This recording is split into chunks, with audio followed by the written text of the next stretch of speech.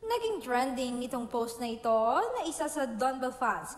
Rine-post niya ang post ni Tito A sa Instagram at mabilis nga na umani ng somewhat reaction sa netizen. Sabi niya sa kanyang me thinking if Belle is really part of the movie or part lang siya talaga ng Team Pangilinan. Ito nga ang mga ilang komento ng mga netizen. Ayon nga kay Dorina, kahit saan dyan part ng movie pero mas gusto ko part ng Pangilinan.